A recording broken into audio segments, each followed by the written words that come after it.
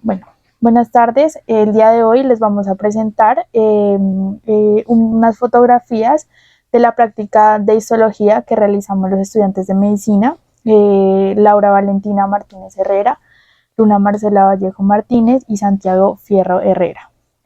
Somos estudiantes de medicina de segundo semestre y esta es una presentación del curso de sistema renal.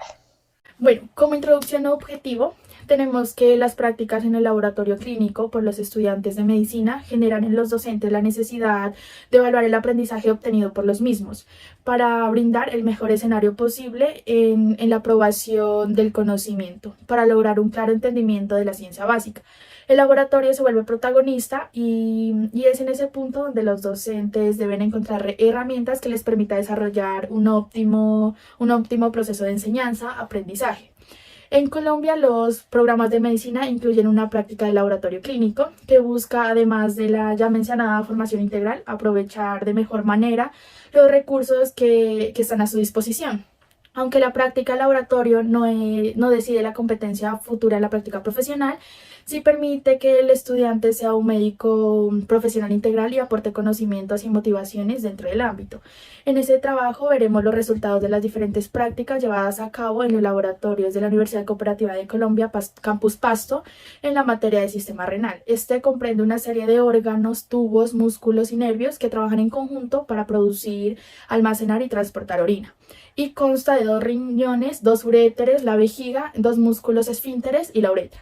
En esta práctica se buscó primero identificar las estructuras generales del riñón, en donde la composición de la nafrona, los conductos colectores y los componentes del aparato yuxtaglomerular y establecer de las estructuras las características histológicas del mismo. En el laboratorio de histología utilizamos unos materiales que nos ayudaron a realizar nuestras prácticas, como microscopio, diferentes placas histológicas como las del uréter, vejiga y riñón. Usamos bata, cofia al entrar al laboratorio y procedimos a tomar fotos de las partes que observamos en el microscopio. Ya que hemos mirado un poco la introducción, vamos a explicar lo que es el sistema urinario. El sistema urinario es el conjunto de órganos que participan en la formación y evacuación de la orina. Este está constituido por 2 riñones, uno derecho y uno izquierdo, órganos densos productores de orina, de los que surgen sendas pelvirrenales como un ancho conducto excretor que al estrecharse se denomina uréter. A través de ambos uréteres, la orina alcanza la vejiga urinaria, donde se acumula y finalmente, a través de un único conducto llamado uretra, la orina se dirige hacia el meato urinario y así hacia el exterior del cuerpo. Bueno, ya conocimos acerca de lo que es el sistema urinario, ahora vamos a centrarnos un poco en lo que es el riñón. El riñón se encarga de regular el volumen de agua, la concentración iónica de la acidez, equilibrio ácido-base y pH de la sangre y fluidos corporales. Además, regula la presión arterial, elimina residuos hidrosolubles del cuerpo, produce hormonas y participan en el mantenimiento de la glucemia en los estados de ayuno. Vamos aquí a observar microscópicamente lo que es el riñón y sus partes externas e internas, tales como la cápsula, el parénquima renal, el que se abarca lo que es la corteza y médula. Vamos a observar columna renal, pirámide renal, papila renal, cáliz mayor, cáliz menor, pelvis renal, nefrona y corpúsculos renales. Bueno, aquí podemos observar la cápsula en 4X, 10X y 40X en el microscopio. Es la superficie externa del riñón, que está cubierta por una cápsula de tejido conjuntivo.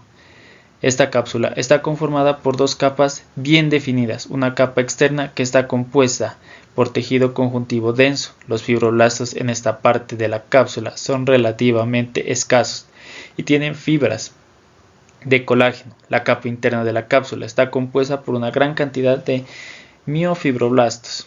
La contractibilidad de los miofibroblastos contribuyen a resistir las variaciones de volumen y presión que pueden acompañar variaciones de la función renal. Las fibras de colágeno en esta capa son bastante escasas. También podemos ver la corteza renal. Podemos observar un corte a través de la corteza que hace parte del parénquima renal, un ángulo perpendicular que es la superficie del riñón y permite observar una serie de extracciones verticales que parecen emanar desde la médula. Estas estriaciones se llaman rayos medulares. Cada rayo medular es una aglomeración de túbulos rectos y conductos colectores. También podemos observar que la corteza está compuesta por corpúsculos renales, junto con los túbulos contorneados, los túbulos rectos de la nefrona, los túbulos conectores, los conductos colectores y una red vascular extensa. Las regiones que hay entre los rayos medulares contienen los corpúsculos renales, los túbulos contorneados de la nefrona y los túbulos conectores. Estas regiones se denominan laberintos corticales. Bueno, también podemos observar la médula, que en esta imagen histológica podemos observar la médula, donde esta se caracteriza debido a que encontramos túbulos rectos, conducto colector y una red de vasos capilares y vasos rectos. Los túbulos rectos de la nefrona y los conductos colectores de los que hablamos en la corteza se continúan hasta la médula. Los túbulos de la médula, debido a su distribución y sus diferentes longitudes, forman una gran cantidad de estructuras cónicas, conocidas como pirámides renales. La médula tiene un tejido conjuntivo e intersticial de epitelio plano y cilíndrico simple. La columna renal, lo que se observa que corresponde al tejido cortical ubicado dentro de la médula. Es una de las prolongaciones de la corteza renal, que ocupan los espacios comprometidos entre cada una de las pirámides renales, donde está periféricamente las caras laterales de cada pirámide. Bueno, vamos a empezar con papila renal. Seguimos con papila renal. Aquí podemos observar la papila renal, la cual es el receptor donde se descarga lo que es la orina al cáliz renal. Está situado en el vértice de la pirámide medular. Histológicamente va a estar marcada por los conductos colectores medulares, donde va a converger para formar lo que es el ducto de Bellini. El vértice de cada pirámide, conocido como papila, se proyecta hacia un cáliz menor, que es una estructura en forma de copa, que corresponde a una extensión de la pelvis renal. El extremo de la papila también es conocido como área cribosa. Está perforado por los orificios de desembocadura de los conductos colectores y su epitelio viene siendo pues un epitelio de transición. Tenemos la nefrona. La nefrona, pues cada riñón está constituido por más de 1 millón de elementos tubulares plegados y ordenados. Están sustentados por el tejido conjuntivo, pues que es muy vascularizado. También pues que denominamos esto nefronas. La nefrona va a ser la unidad estructural y funcional del riñón. Está conformada por dos partes, que es el corpúsculo renal y los túbulos renales. Alrededor del 80% de las nefronas se ubican en la corteza renal, por lo cual se denominan corticales, las cuales tienen el corpúsculo situado en la zona más externa de la corteza y el segmento tubular denominado asa de Henle, que penetra apenas en las zonas superficiales de la pirámide medular, y van a tener un 20% que se van a ubicar cerca de la médula renal, por lo que se van a llamar yuxtamedulares, que tiene el corpúsculo situado en la zona de la corteza próxima a la médula y el asa de Henle larga, que va a llegar a penetrar profundamente lo que es la pirámide medular.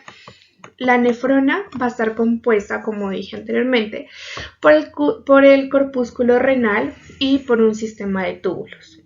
La cápsula de Bowman va a ser la porción inicial de la nefrona, donde la sangre que fluye a través de los capilares glomerulares se filtra para producir el ultrafiltrado glomerular. Los capilares glomerulares van a estar irrigados por una arteriola aferente y son drenados por una arteriola eferente, que después se van a ir ramificando para formar una nueva red de capilares que van a irrigar los túbulos renales. El sitio donde la arteriola aferente va a entrar y la arteriola eferente va a ser la que va a salir, entonces es a través de la capa parietal de la cápsula de Bowman. Se va a denominar polo vascular. En el lado opuesto a este se encuentra el polo urinario del corpúsculo renal, donde se inicia el túbulo contorneado proximal. A continuación de la cápsula de Bowman, pues las partes restantes de las nefronas, partes que son tubulares, van a ser las siguientes. Primero, pues tendremos un segmento grueso proximal que va a estar compuesto por el túbulo contorneado proximal y el túbulo recto proximal. Bueno, aquí vamos a observar lo que son los corpúsculos renales. Estas son estructuras esféricas apenas visibles a simple vista, constituyen el segmento inicial de la nefrona y contienen una red capilar que se llama glomérulo. Tiene forma de esfera y está conformado por el glomérulo renal y la cápsula de Bowman o cápsula glomerular. Este corpúsculo tiene dos polos, un polo vascular por donde entra la arteriola eferente y la aferente, un polo urinario que en la cara contraria por donde inicia el túbulo contorneado proximal. El corpúsculo renal contiene el aparato de filtración del riñón que está compuesto por el endotelio glomerular, la membrana basal subyacente y la capa visceral de la cápsula de Bowman. Enseguida vamos a explicar un poco acerca de cada polo y lo que es la cápsula de Bowman. Seguimos ahorita. Esta es la porción inicial de la nefrona, donde la sangre que fluye a través de los capilares glomerulares se filtra para producir el ultrafiltrado glomerular. Los capilares glomerulares son irrigados por una arteriola aferente y son drenados por una arteriola eferente, que después se ramifica para formar una nueva red de capilares que irrigan los túbulos renales. La cápsula del corpúsculo renal, conocida como cápsula de Bowman, en realidad posee dos partes, una hoja o capa parietal y una hoja o capa visceral. La hoja parietal está compuesta por células epiteliales simples planas y la hoja visceral está compuesta por células denominadas podocitos, que estas se encuentran en la superficie externa del capilar glomerular, excepto pues en los sitios donde claramente reviste el espacio urinario.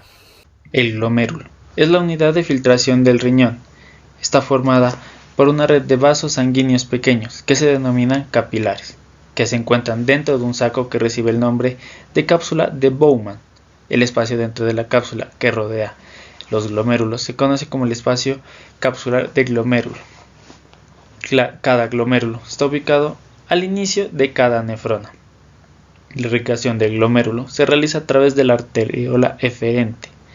Luego, la sangre fluye a través de la red capilar, donde se filtra, y luego sale el glomérulo a través de la arteriola eferente. Está ultrafiltrado de sangre, se recolecta en el espacio de Bowman y es drenado directamente al túbulo proximal de la nefrona. Este está compuesto principalmente por tres tipos de células: las endoteliales, las musculares lisas, las musculares especializadas y las epiteliales, que son parietales y podocitos. El polo vascular se caracteriza por la presencia de arteriolas, una de las cuales está entrando en el corpúsculo o saliendo. La arteriola aferente posee células musculares lisas modificadas que contienen gránulos llamados células yuxtaglomerulares. Tendremos a la mácula densa.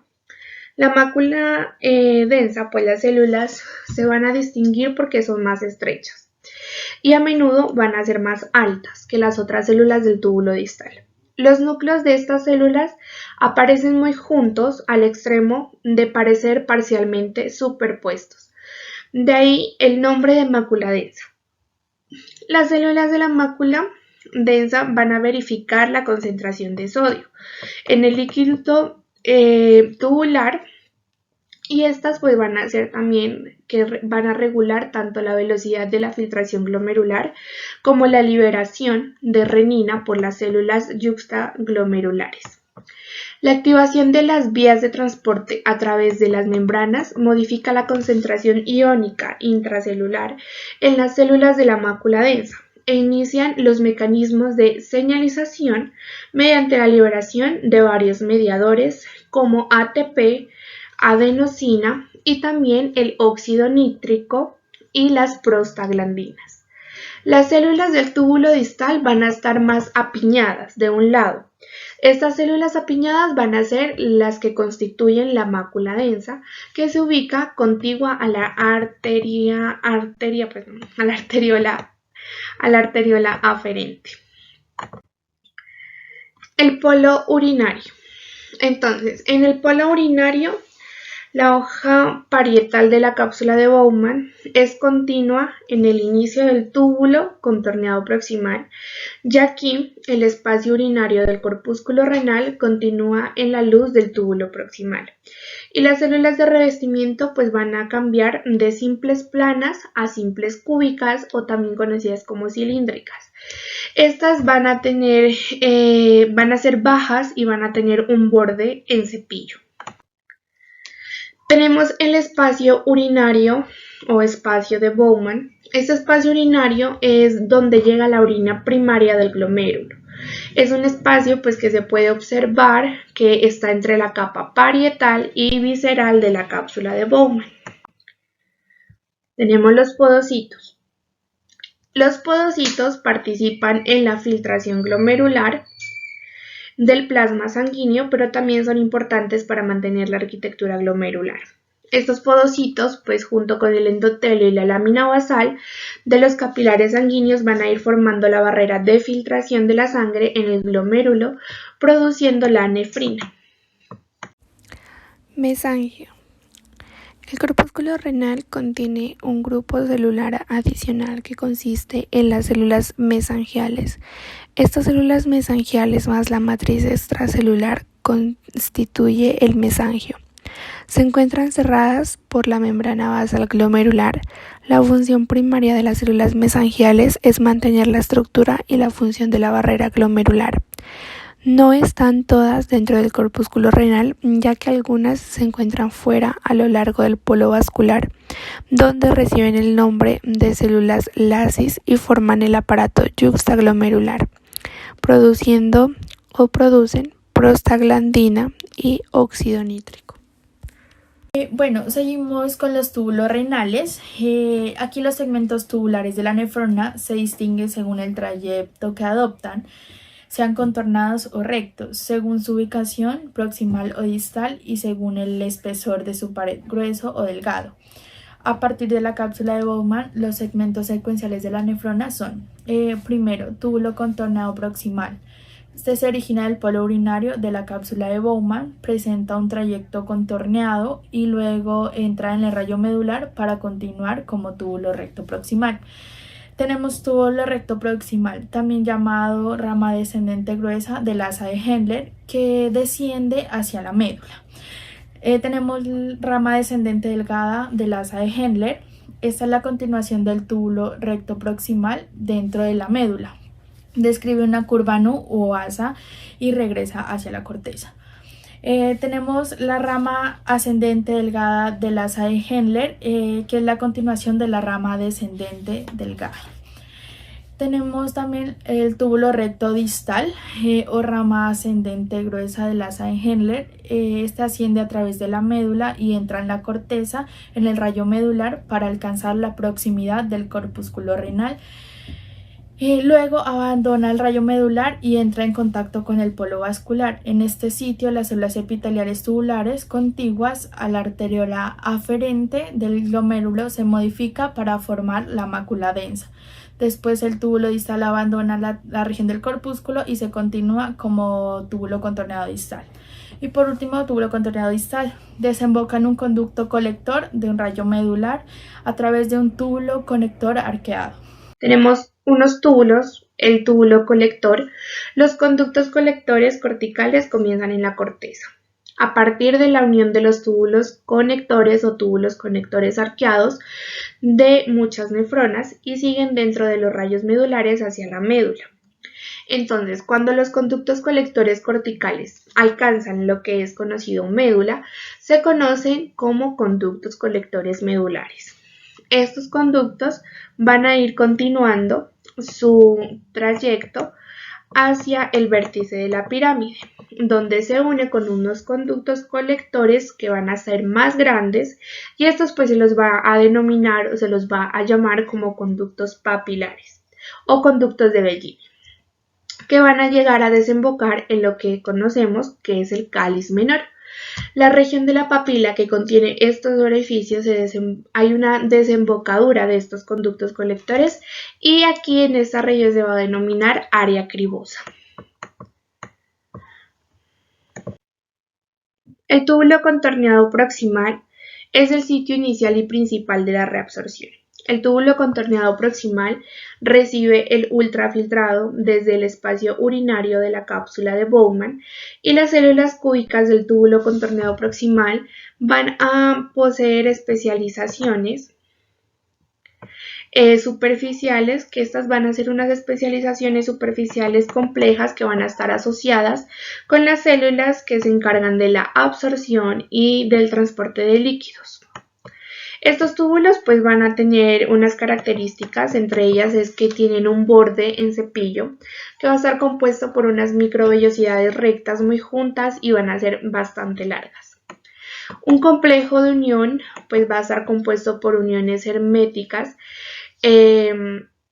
angostas que aíslan el espacio intercelular lateral de la luz del túbulo y una zónula adherens que mantiene la adhesión entre las células vecinas. También vamos a encontrar que tiene unos pliegues y va a estar o va a tener unas evaginaciones basales de las células contiguas. Van a haber estriaciones basales que consisten en mitocondrias alargadas concentradas en las evaginaciones basales y orientadas en sentido vertical con respecto a la superficie. El túbulo contorneado distal.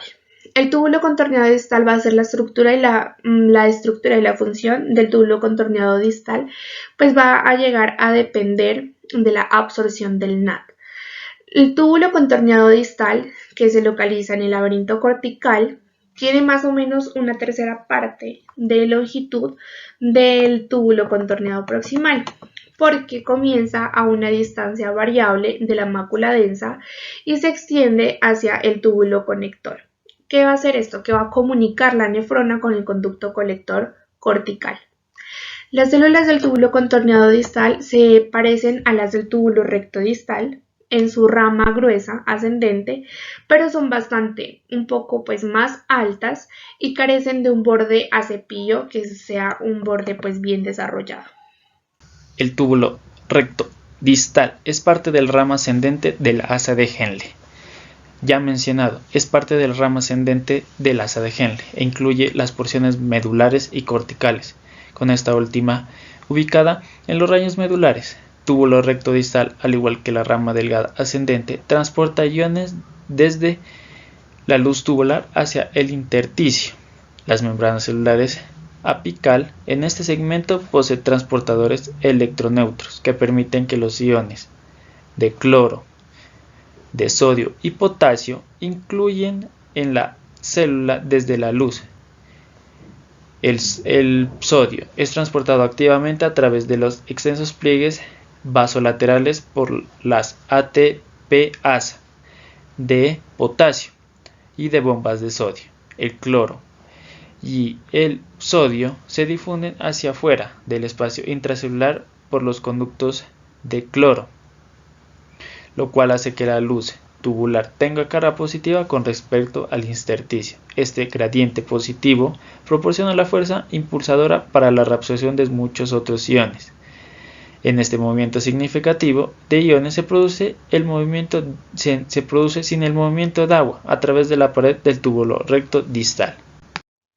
Tenemos el aparato yuxtaglomerular, que consiste en la mácula densa del túbulo distal, las células yuxtaglomerulares de las arteriolas aferentes y las células mesangiales. La función de este aparato es ayudar al control de la presión arterial, controlando la producción de renina y de angiotensina. El aparato de la filtración del riñón, pues el aparato de filtración va a ser una barrera semipermeable que va a permitir un ritmo acelerado de filtración de agua. El paso no va a ser restringido de moléculas pequeñas y la exclusión casi total va a ser de proteínas de mayor tamaño. Entonces, el aparato de filtración podría describirse como una barrera que va a poseer dos capas celulares discontiguas, que es el endotelio de los capilares glomerulares y la hoja visceral de la cápsula de Bowman. También van a estar aplicadas a la membrana basal glomerular. Bueno, ahora vamos a mirar unas placas histológicas del uréter. El uréter, tenemos que la luz de cada uréter está formada por una capa mucosa de epitelio de transición que se acomoda ante el aumento de presión que se acompaña del aumento de volumen urinario. Así el riesgo de ruptura del uréter es menor. El epitelio de transición o urotelio tapiza la superficie luminal de la pared del uréter. El resto de la pared está compuesto por músculo liso y tejido conjuntivo en 3 capas. Una capa longitudinal interna, una circular media y una longitudinal externa. Sin embargo, la capa longitudinal externa está presente solo en el extremo distal del uréter. Bueno, podemos observar microscópicamente unas capas tales como urotelio, el que observamos aquí. Este tiene una función importante que se conoce por ser una barrera protectora en contra de las sustancias que se encuentran inmersas en la orina. Para ello se tiene en cuenta unas células superficiales que van a poseer unas proteínas específicas llamadas uroplaquinas, las cuales estas ayudan a reducir la permeabilidad y sirven como barrera protectora evitando la entrada de H2O. En toda la vía urinaria bajo el urotelio hay una lámina propia de colágeno denso. Aquí vamos a observar la lámina propia. La función de esta es proporcionar soporte y nutrición al epitelio. Tiene un papel importante inmunológico en la protección contra los gérmenes del intestino y bronquios. Bueno, cuando hablamos de túnica mucosa, es la revestida del epitelio de transición o urotelio. Hablamos que tapiza las vías urinarias que se inician en el riñón y forma la interfaz entre el espacio urinario y los vasos sanguíneos, nervios, tejidos conjuntivos y células del músculo liso. Conformado por un epitelio de transición estratificado, estas células epiteliales se dividen en 3 capas: capa superficial, capa intermedia y capa basal. Capa superficial contiene células poliédricas mono o multinucleadas que sobresalen dentro de la luz. Su forma depende de la acumulación de orina en la vía urinaria. Bordes de las células poseen crestas que estos refuerzan la unión hermética.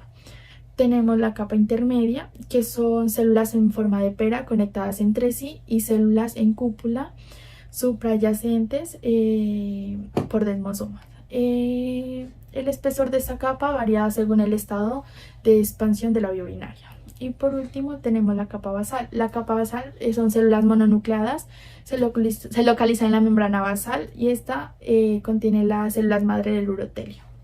El epitelio de transición mantiene una barrera de permeabilidad uroterial a pesar de los cambios dinámicos en la pared de la vejiga urinaria y otros órganos que contienen orina.